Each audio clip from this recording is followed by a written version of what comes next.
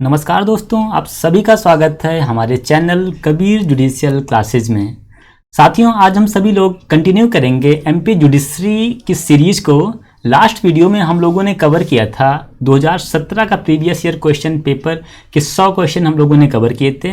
इस वीडियो में हम लोग कवर करेंगे उसके आगे के जो क्वेश्चन नंबर 101 से लेकर के हम लोग 150 तक के सारे क्वेश्चन को बहुत ही डीपली और बहुत ही कम समय में हम लोग आज इसको कवर करेंगे। तो क्लास स्टार्ट करने से पहले हम लोग सबसे पहले एक बेहतरीन मोटिवेशनल कोट से अपनी क्लास को आरंभ करते हैं कि सामने हो मंजिल तो रास्ता न मोड़ना, जो मन हो वह ख्वाब न तोड़ना, हर कदम पर मिलेगी कामयाबी तुम्हें, बस सितारे छूने के लिए कभी जमीन न छोड़ना। अगर आपका रास्ता बेहद है, कठिन है, लेकिन आपकी मंजिल सामने अगर दिख रही है तो अपने मन को, अपने ख्वाब को और अपने सपने को कभी तोड़ना नहीं है। आपकी कदम है जो आपके लक्ष्य को एक दिन पूरा करने के लिए उत्प्रेरक हो उठेगी। बस आप सभी को मेहनत करते रहना है। बहुत कम समय आपके पास बचा है। 6 मई को आप सभी का प्रीलिम्स के एग्जाम्स होने वाले हैं। उसके पहले आपको जितने सारे क्वेश्चंस पेपर प्रीवियस ईयर के हैं, जितने अधिक से अधिक मॉक हो सकते हैं, अधिक से अधिक एमसीक्यूज होते हैं, सारे सब्जेक्ट के पूरे सिलेबस को आपको कवर करना है और हर एक क्वेश्चन को अटेम्प्ट करना है, सारे सवाल का जवाब देना है। तो चलिए हम लोग स्टार्ट करते हैं class. Question number 101। Question number 101 हम लोगों को क्या है कि by which provision of CrPC 1973 the high court has inherent power under criminal procedure code. बहुत ही इंपॉर्टेंट क्वेश्चन है और बहुत ही इजी क्वेश्चन है। इसमें बहुत ज़्यादा हमें लगता है किसी को कोई प्रॉब्लम्स नहीं होगी। तो क्वेश्चन नंबर 101 का करेक्ट आंसर है option number D, section 482। Section 482 क्या प्रोवाइड करता है कि हाई कोर्ट की इनहेरेंट पावर देता है कि वह क्रिमिनल प्रोसीजर में, क्रिमिनल प्रोसीडिंग में अपनी इनहेरेंट बहुत ज़्यादा इनको जो शक्तियाँ प्रोवाइड की गई हैं उसके थ्रू वह प्रोसीजर को कर सकता है। तो करेक्ट आंसर क्या है? Option number D is the correct answer, section 482। Question number 102 क्या है? तो criminal procedure code for plea bargaining which new chapter is added. Plea bargaining, देखिए प्ली बार्गेनिंग का जो कॉन्सेप्ट है बेसिकली वो अमेरिका का है। अमेरिका के जो कॉन्सेप्ट प्ली बार्गेनिंग का उसको इंडिया में लेके आया गया है। तो 2005 का जो अमेंडमेंट है सीआरपीसी में, उसमें सेक्शन 265A से लेकर के 265L तक का जो प्रोविजन है वो प्ली बार्गेनिंग का है। बेसिकली प्ली बार्गेनिंग में होता क्या है कि जो एक्यूज्ड पर्सन होता है वो पर्सनली कोर्ट में अपीयर होगा और अपनी जो ऑफेंस उन्होंने जो कमिट किया वो कोर्ट के सामने कन्फेस करेगा कि हाँ मैंने अपराध किया है, और उसके एवज में वो ये अपेक्षा करेगा कोर्ट से कि जो उसकी सज़ा, जनरली जो उसकी अमूमन सज़ा होती है कोर्ट में, उसकी तुलना में उसको कुछ रियायत दी जाए। तो इसी को हम लोग बोलते हैं प्ली बार्गेनिंग। तो 2005 के अमेंडमेंट के थ्रू इसको चैप्टर 21A में जोड़ा गया है। सेक्शन 265A से लेके 265L में इसको प्रोवाइड किया गया है। और इसमें देखिए एक्सेप्शन इसमें ये प्रोवाइड किए गए हैं कि मतलब कौन कौन से व्यक्ति हैं जिनको प्ली बार्गेनिंग के अधिकार नहीं मिले हुए हैं। तो ऐसे ऑफेंसेज जो चिल्ड्रेन, बच्चों के खिलाफ में हो रहे हैं जिनकी एज 14 साल से कम है, तो उसमें ये एक्सेप्शन दिए गए हैं कि वो वहाँ पर प्ली बार्गेनिंग नहीं कर सकता है। Offence punishable with imprisonment for life imprisonment की सजा अगर आप का अपराध किए हैं तो वहाँ पर आपको प्ली बार्गेनिंग नहीं कर सकते हैं। डेथ सेंटेंस के जो पनिशेबल हैं वहाँ भी आपको ये राइट्स नहीं मिलेंगे। Offences against women, offences which affect socio economic conditions of society, जैसे दहेज प्रथा हो गया, SC/ST एक्ट हो गए, इसमें अगर आप ऑफेंस कमिट करते हैं तो प्ली बार्गेनिंग नहीं कर सकते हैं। और एक और एक्सेप्शन इसमें ये है कि punishment extend for imprisonment exceeding 7 years, यानी 7 साल के अधिक का सजा का प्रावधान अगर जो आपने ऑफेंस कमिट किया है वहाँ पर आप प्ली बार्गेनिंग नहीं कर सकते हैं। तो दोस्तों इसका करेक्ट आंसर क्या है? Option number 1 is the correct answer, chapter 21। Sections भी आप लोग नोट कर लीजिए। सेक्शन 265A से लेकर 265L तक प्ली बार्गेनिंग का प्रावधान किया गया है। चलिए हम लोग अगला सवाल देखते हैं। Question number 103। What is the right about section 127 of criminal procedure code. इसके पहले हम लोगों ने कई सारे अपने वीडियो में सेक्शन 125, 26, 127 का जिक्र हम लोगों ने किया है। बहुत ही इंपॉर्टेंट सेक्शंस हैं जिसमें लगभग क्वेश्चंस कई बार पीटी में पूछे ही गए हैं। तो इसका करेक्ट आंसर क्या है?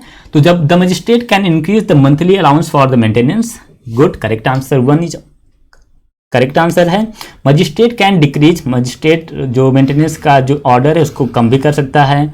The magistrate can cancel the order for maintenance, section 127 आपका ये प्रोवाइड करता है ये अल्ट्रेशन इन अलाउंस, तो ये भी सही है। तो करेक्ट आंसर क्या है? तो option number 4 is the correct answer. Section 127 alteration in allowance का प्रावधान करता है और सेक्शन 125 जो आप सीआरपीसी वो प्रोवाइड क्या करता है कि order for maintenance of wives, children and parents, तो बच्चों के लिए, पत्नी के लिए और पेरेंट्स के लिए जो मेंटेनेंस का प्रावधान है सेक्शन 125 में किया गया है। चलिए क्वेश्चन नंबर 104 देखते हैं। How many rupees can be ordered as maximum amount for monthly payment for maintenance under section 125 of criminal procedure code. तो 125 के अकॉर्डिंग कितने रुपए का मंथली अलाउंस का प्रावधान किया गया, तो इसमें कोई ऐसी लिमिट फिक्स नहीं की गई है कि 5,000 होगा कि 10,000 होगा कि 20,000। ये time and circumstances, position of the party के अकॉर्डिंग ये निर्धारित किया जाएगा। अब कोई करोड़पति व्यक्ति की जो महिला है उसको मेंटेनेंस 5,000 तो मिल नहीं सकता है, लेकिन गरीब व्यक्ति की जो पत्नी है उसको 5,000 का दे सकते हैं। तो ये परिस्थितियों के अकॉर्डिंग इसको निर्धारित करता है कोड। तो option number 4 is the correct answer, no limit set yet now. चलिए क्वेश्चन नंबर 105 देखते हैं। Criminal procedure code in Madhya Pradesh offence under section 435 of IPC is triable by which court? Option 1 any judicial magistrate, option B court of session, option 3 chief judicial magistrate and option 4 judicial magistrate first class. तो correct answer क्या है? Court of session is the correct answer. Question number 106 हम लोग देखते हैं। N offence under section 138 of negotiable instrument act is compoundable. Option 1 if the check amount is up to 1 lakh rupees, option B if the check amount is up to 5 lakh rupees, option 3 if the check amount is up to 10 lakh rupees and option 4 check of any amount। तो correct answer क्या है? Option number 16 का correct answer है check of any amount. तो negotiable instrument act का section 138 क्या provide करता है, क्या बेसिकली डील करता है? तो 138 डील करता है punishment for dishonour of cheque. जब चेक का डिसऑनर हो जाता है उसके लिए सजा का जो प्रावधान है 138 इसके लिए प्रोविजन बताता है। तो चैप्टर 17 जो है आपका है chapter 17 of negotiable instrument act, जो कि स्टार्ट होता है सेक्शन 138 से लेकर के 142 तक, 138 से लेकर 142 तक का जो सेक्शन है वो 1988 का जो एक्ट था, 1988 का जो एक्ट था, एक्ट नंबर 1 एक्ट 66 ऑफ 1988 का एक्ट 66 के अकॉर्डिंग इसको इंसर्ट किया गया था। कौन कौन से आर्टिकल? तो 138 से लेकर के 142 तक के जितने भी सेक्शंस निगोशिएबल इंस्ट्रूमेंट एक्ट में 1988 के द्वारा जोड़े गए हैं। चलिए नेक्स्ट आर्टिकल इसमें देखते हैं, जैसे आर्टिकल 141 हो गया, आर्टिकल 143, 147, ये बड़े इंपॉर्टेंट आर्टिकल हैं। 138, 141, 143, 147, तो हम लोग चारों आर्टिकल देखते हैं, सेक्शन देखते हैं। तो सेक्शन 141 कहता है कि सेक्शन 141 डील करता है with the offence cost by the company, जो कंपनियों के द्वारा कोई ऑफेंस कमिट होता है निगोशिएबल इंस्ट्रूमेंट एक्ट में, तो 141 उसका प्रोविजन बताता है। 143 प्रोवाइड करता है power of the court to try cases summarily, यानी कि जो निगोशिएबल इंस्ट्रूमेंट में जो ऑफेंस कमिट होगा उनका जो ट्रायल होगा वो समरी ट्रायल के अकॉर्डिंग होगा, ठीक है। और 147 क्या है? तो सेक्शन 147 हमारा ये है कि offences are compoundable and cognizable in nature. 147 compoundable offence के लिए बताता है कि ये सारे जो ऑफेंस होंगे ये कंपाउंडेबल ऑफेंस होंगे। अगला सवाल देखते हैं। A court can take the cognizance of an offence under section 138 of negotiable instrument act upon, किसके रिपोर्ट पे? तो पुलिस रिपोर्ट पे, गलत। Option B upon complainant, B correct answer. C गलत एंड 4 इज द आल्सो गलत। तो B is the correct answer, upon complainant court can take cognizance of an offence under section 138 of negotiable instrument act. अगले सवाल की तरफ हम लोग move करते हैं। Negotiable instrument act, whether director is liable if the check issued on behalf of company is dishonored। तो correct answer क्या है? yes, he is liable if he was in charge of and was responsible for the conduct of the business of a company। Question number 109, negotiable instrument act, cheque is a, तो cheque क्या है? Cheque basically एक bill of exchange होता है। Option B is the correct answer, cheque is a bill of exchange.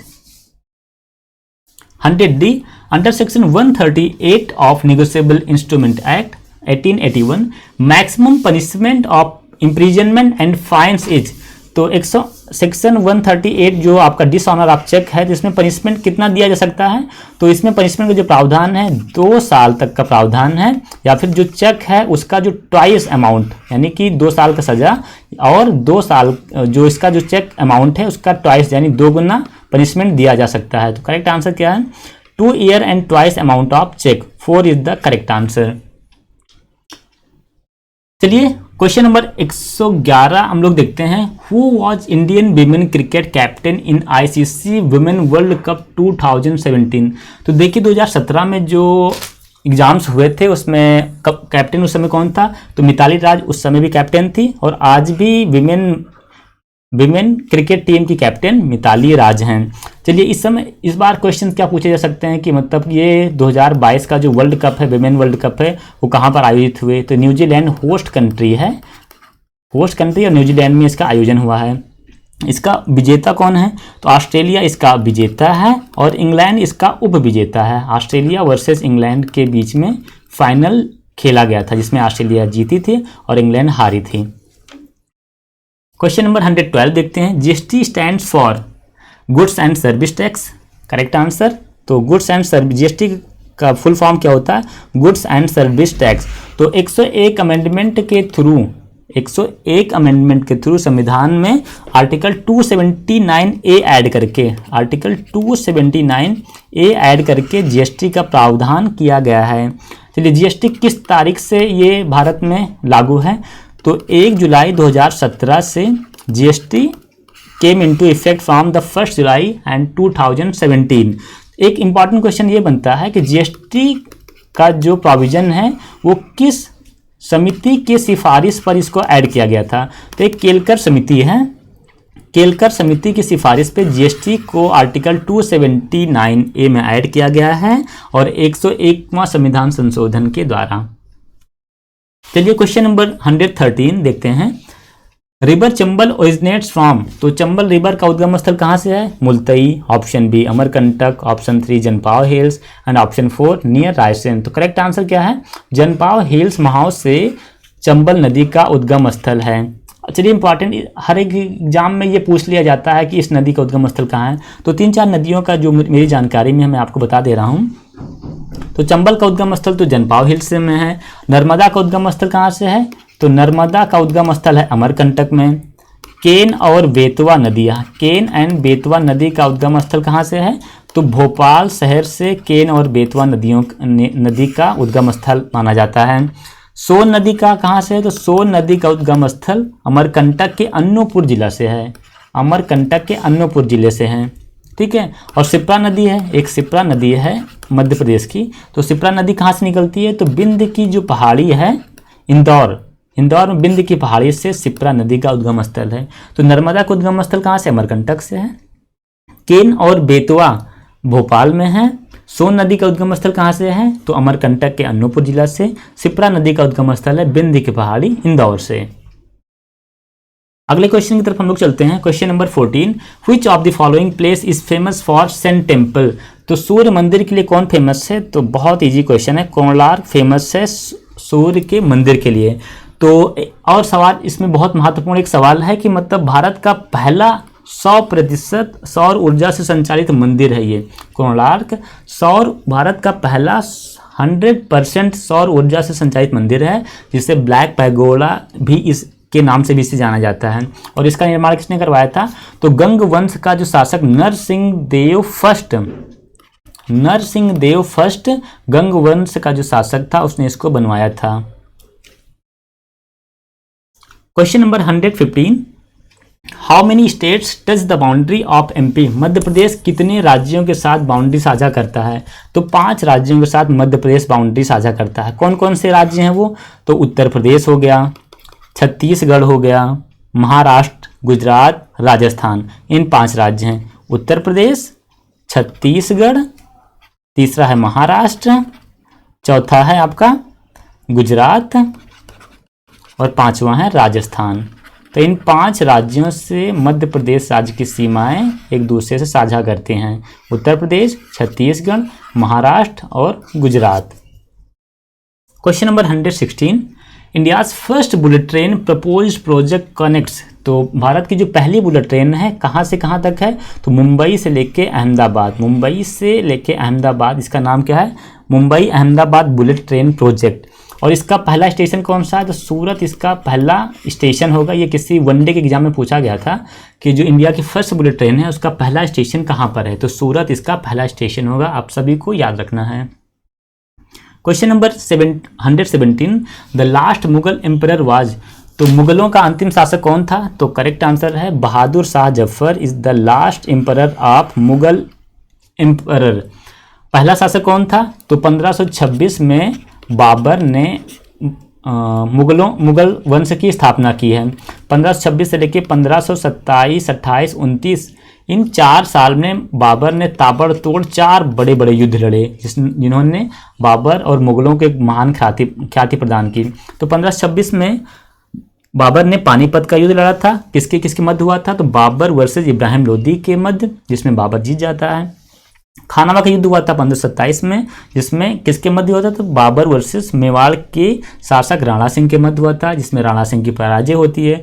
1528 में तो चंदेरी के शासक मेदिनी राय के मध्य में होता है, मेदिनी राय पराजित किए जाते हैं। और अंतिम युद्ध हुआ था घाघरा का युद्ध 1529 में अफगानों के बीच में हुआ था और अफगान इसमें बुरी तरह पराजित किए थे। तो 4 युद्ध बाबर के बहुत इंपॉर्टेंट हैं, पानी पियो, खाना खाओ, चाय पियो और घर चले जाओ, यानी पानीपत, खानवा, चंदेरी, घाघरा, इन 4 युद्ध में बाबर की जीत हुई। बाकी इब्राहिम लोदी, राणा सिंह और मेदिनी राय अफगान, ये सारे लोग हार गए थे। Question number 118, attorney general of India is appointed by. चलिए ये बहुत ही महत्वपूर्ण सवाल है कि राष्ट्रपति का जो नियुक्ति का पावर है वो किसको किसको नियुक्त कर सकता है। तो हम करीब जितने भी अपॉइंटमेंट राष्ट्रपति करता है उन सारे अपॉइंटमेंट को हम लोग कवर कर लेते हैं। आप सभी लोग पेन और पेपर लेके बैठिए और सारे क्वेश्चन को लिखिएगा। देखिए आज एक बार नोट कर लेंगे तो आपको पूरी जिंदगी ये सवाल मिलने वाला, कहीं भूलेंगे नहीं। तो राष्ट्रपति किसको किसको नियुक्त करता है, तो सबसे पहले राष्ट्रपति प्राइम मिनिस्टर को नियुक्त करता है, अपॉइंटमेंट प्राइम मिनिस्टर का करता है। दूसरा किसको करता है, तो जो राज्यसभा के जो 12 मेंबर होते हैं उनकी भी नियुक्ति राष्ट्रपति करता है। राज्यपाल की नियुक्ति आर्टिकल 155 में राज्यपाल की नियुक्ति राष्ट्रपति करता है। चीफ जस्टिस की नियुक्ति आर्टिकल 124 124 में चीफ जस्टिस और जजेस की नियुक्ति राष्ट्रपति करता है। और हाई कोर्ट के जजेस की भी नियुक्ति राष्ट्रपति करता है। हाई कोर्ट के जो मुख्य न्यायाधीश हैं उनकी नियुक्ति राष्ट्रपति करता है चीफ जस्टिस ऑफ इंडिया के परामर्श से। और बाकी अदर जजेज, हाई कोर्ट के अदर जजेज की नियुक्ति तो chief justice of particular state और उस राज्य के जो राज्यपाल हैं उनके परामर्श के बाद राष्ट्रपति उनकी नियुक्ति करता है। Chief ministers of the national capital territory of Delhi article 239 में इसका जो प्रावधान किया गया है उसकी भी नियुक्ति राष्ट्रपति करता है। कंप्ट्रोलर एंड ऑडिटर जनरल जो होते हैं कैग आर्टिकल 148 में उनकी भी नियुक्ति राष्ट्रपति करता है। चीफ इलेक्शन कमीशंस जो होते हैं आर्टिकल 324 में जो प्रावधान किया गया चीफ इलेक्शन कमीशन का और अदर इलेक्शन कमीशन के जो मेंबर हैं उनकी भी नियुक्ति राष्ट्रपति करता है। चीफ इलेक्शन कमीशन इस समय कौन है, तो सुशील चंद्रा इसके इस समय चीफ इलेक्शन कमीशन से हैं। Chairman and other members of UPSC के जो चेयरमैन हैं उनकी नियुक्ति और उनके अदर जो मेंबर हैं उनकी भी नियुक्ति राष्ट्रपति करता है।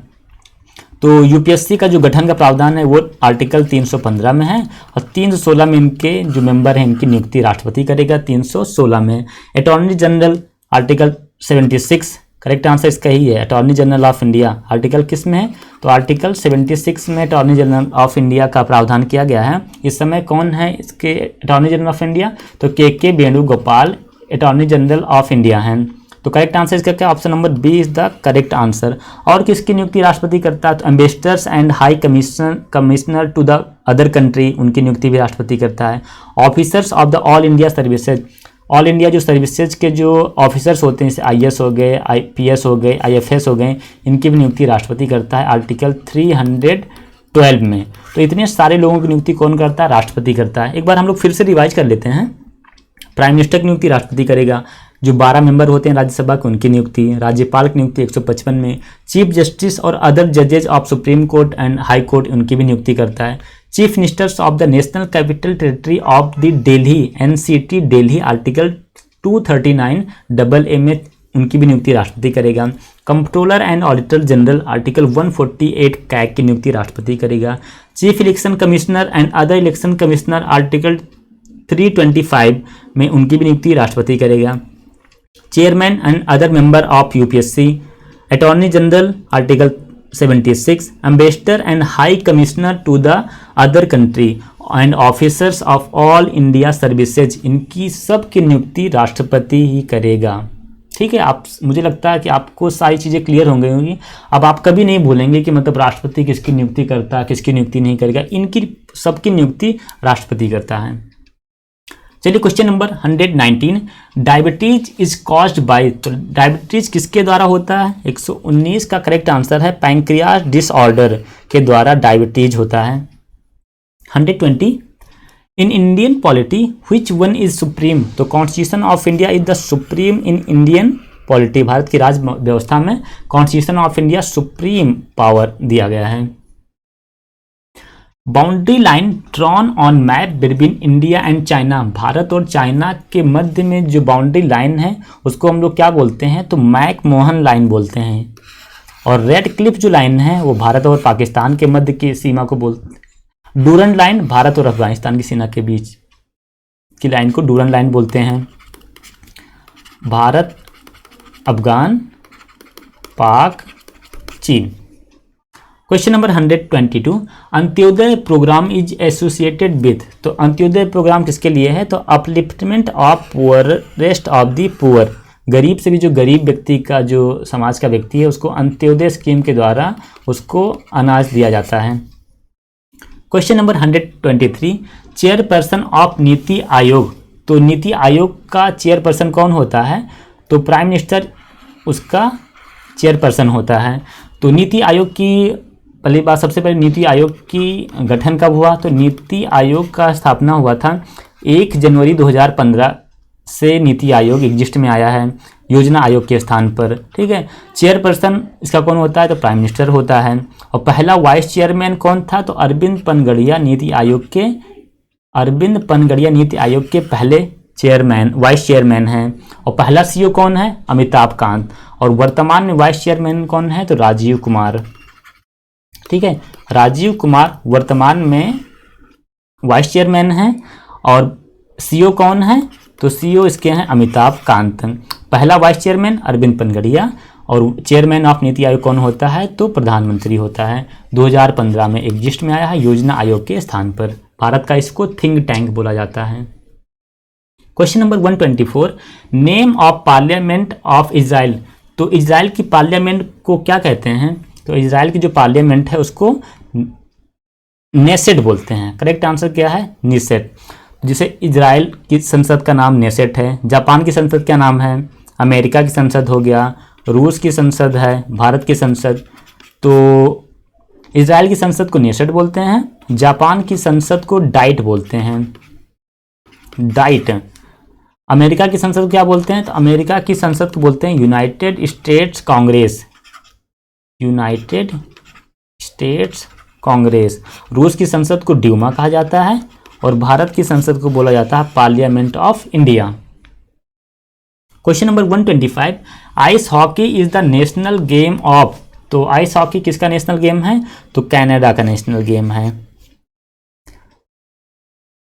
Where is the first open jail in MP, तो मध्य प्रदेश की पहली ओपन जेल कौन है? तो होशंगाबाद में इसका ओपन जेल बनाया गया है। Question number 127, Budhai is the folk dance of, तो बुधई किसका फोक डांस है? तो क्वेश्चन नंबर 127 का करेक्ट आंसर है Bundelkhand, option number 1 Bundelkhand. 128, when national law day is celebrated India, तो 26 नवंबर 1949 को संविधान बन के तैयार हुआ था। उसी दिन से भारत में नेशनल लॉ डे मनाया जाता है। Question number 129, the newspaper brought out by बाल Gangadhar Tilak to promote nationalism was. तो बाल गंगाधर तिलक की कौन कौन सी न्यूज़ पत्रिकाएं थी? तो एक है मराठा और दूसरा केसरी। मराठा और केसरी, तो Kesari is the correct answer. Question number 130, honourable justice mister Deepak Mishra is the chief justice of India. तो चीफ जस्टिस ऑफ इंडिया दीपक मिश्रा किस नंबर के थे? तो 45वें नंबर के चीफ जस्टिस ऑफ इंडिया थे। 46वें कौन बने थे? तो 46वें बने थे जस्टिस रंजन गोगोई, जस्टिस रंजन गोगोई। और 47वें कौन है? तो 47वें हैं जस्टिस बोबड़े। और 48 नंबर की अभी वर्तमान में कौन है? तो justice NB Ramana chief justice of India हैं। और 49 प्रपोज किया गया तो किसको बनाया जाएगा? सीनियर में कौन है? तो UU Lalit chief justice of India बनेंगे 49 नंबर के। Question number 131, which is correct in following statement. तो क्वेश्चन नंबर 131 का करेक्ट आंसर है 1 KB बराबर 1024 बाइट होता है। Option number B is the correct answer. Question number 132, which one of these stores more data than a DVD। तो किस में होता है?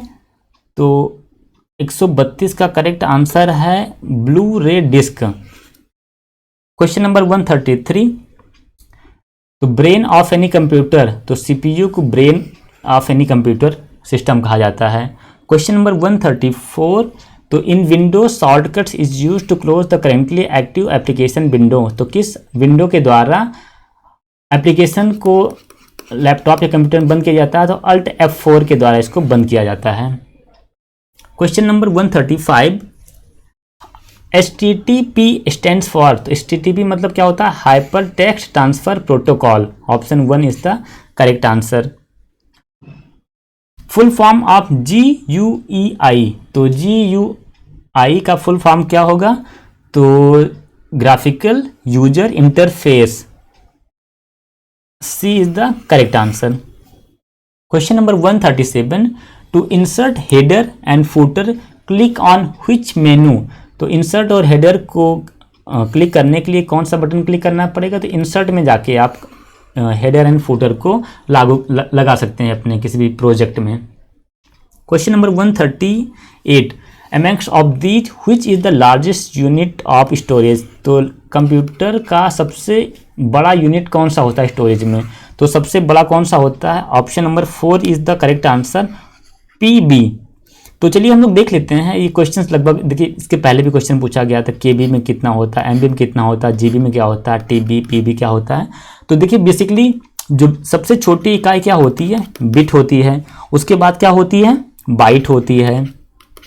बिट, बाइट, उसके बाद KB, उसके बाद MB, उसके बाद फिर GB, उसके बाद फिर GB, फिर TB, इधर लिखते हैं TB, उसके बाद फिर होता है PB। तो एक PB में कितना होता है? तो एक PB में 1024 टेराबाइट होता है और एक TB में 1024 GB होता है। एक GB में कितना MB होता है? तो 1024 MB होता है। और एक MB में 1024 KB होता है। एक KB में कितना होता है? तो 1024 बाइट्स होता है। एक बाइट में कितना यूनिट होता है? तो एक बाइट में होता है 8 बिट्स। और एक बिट में कितना यूनिट होता है? तो 1 से लेकर 0 तक जो यूनिट होता है उसमें 1 बिट पाया जाता है। तो करेक्ट आंसर क्या है? Option number PB is the correct answer. सबसे बड़ा यूनिट होता है, सबसे छोटा यूनिट होता है बिट। बिट, उसके बाद लास्ट सबसे बड़ा होगा PB। एक PB में 1024 TB पाया जाता है। चलिए क्वेश्चन नंबर 139 हम लोग देखते हैं। Which of the following device can not be shared on a computer network. तो क्वेश्चन नंबर 139 का करेक्ट आंसर है keyboard. Question 140, which of the following device can not be shared on a computer device. तो 140 का keyboard ही है। Question number 141 क्या है? तो find out the correct सिनोनियम for the word sporadic. तो स्पोरेडिक मतलब क्या होता है? तो जो छिटपुट होता है ना, छिटपुट जैसे कहा जाता है, छिटपुट हो गया, या फिर यदा कदा, यत्र कत्र, तो स्पोरेडिक उसका मतलब होता है। तो इसका करेक्ट आंसर है रैंडम। रैंडमली अभी वर्ड यूज किया जाता है कि रैंडमली या स्पॉर्डिक, तो एक दूसरे के सिनोनियम्स हैं। 142 find out the correct antonym for the word fragile. Fragile मतलब क्या होता है? कमजोर।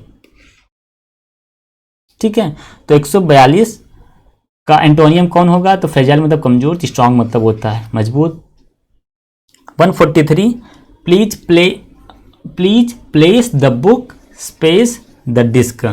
तो please place the book on the desk, option number B is the correct answer. 144 person who does not believe in existence of God. तो जो भगवान के अस्तित्व को नकारता है उसको हम लोग क्या बोलते हैं? एथीस्ट बोलते हैं। और जो विश्वास करता है, जो आस्तिक होता है, उसको बोलते हैं theist. Question number 145 space you apologise I shall punish you. तो 145 का करेक्ट आंसर है अनलेस यू अपोलाइज। जब तक आप मुझसे क्षमा नहीं मांगोगे तब तक मैं आपको आई शैल पनिश यू, मैं आपको मारूंगा, मैं आपको पनिश करूंगा। तो option number 3 is the correct answer.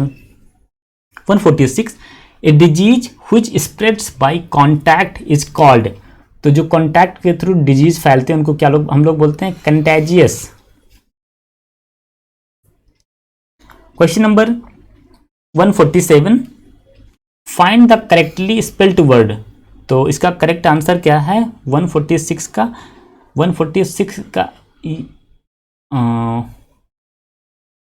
C abeyance, ये आपका स्पेलिंग करेक्ट है। अबेयंस, अबेयंस मतलब क्या होता है? तो अबेयंस मतलब होता है ठहराव या फिर रुकना। 148 का करेक्ट आंसर क्या है? प्रोकास्टिनेशन मीन्स, प्रोकास्टिनेशन मतलब होता है टाल मटोल करना, इधर उधर टालना। तो 148 का करेक्ट आंसर होगा एक्शन ऑफ डिलेइंग, इधर उधर टालने की जो आदत होती है उसको हम लोग बोलते हैं procrastination. Question number 149 choose the alternative which best express the meaning of idiom phrase. तो a blessing of disguise. A blessing of disguise मतलब क्या होता है? कि भेष में एक वरदान मिलना। ठीक है, तो इसका करेक्ट आंसर क्या है? An apparent misfortune that eventually has good result. कुछ चीज़ें कभी कभी ऐसी हो जाती है जिसका परिणाम बहुत ही सुंदर होता है, उसी को हम लोग बोलते हैं a blessing in disguise. 100 number 50 last question of this video is modus operandi stands for. तो मोडस ऑपरेंडी मतलब क्या होता है? Way of working. तो option number B is the correct answer. तो चलिए, इस तरह हम लोगों ने 2017 के प्रीवियस ईयर के सारे क्वेश्चन को कंप्लीट कर लिया है। अब नेक्स्ट वीडियो में हम लोग लेके आएंगे जो next previous year question paper 2018 के या तो 2019 का वीडियो हम लोग लेके आएंगे। और मैं आप सभी से यही गुजारिश करूंगा कि ये आपके जो 20 दिन बचे हुए हैं आप इसको एकदम ताबड़तोड़ जी भर के मेहनत कर लीजिए। आपका थोड़ा सा मेहनत आपकी ज़िंदगी में एक बहुत बड़ी रंगत लेके आने वाला है। तो आप सभी लोग बड़ी शिद्दत के साथ, बड़ी मन के साथ, बड़ी लगन के साथ तैयारी करिए और परीक्षा की खोपड़ी में एकदम धुआंधार छेद करके आइए। 6 मई को आप लोग पेपर दीजिए। बाकी कबीर जुडिशियल क्लासेज आपकी जितनी मदद कर सकता है आपकी करेगा। देखने के लिए वीडियो आप सभी लोगों का बहुत बहुत आभार। Thank you so much. मिलते हैं नेक्स्ट वीडियो में बहुत जल्दी हम लोग।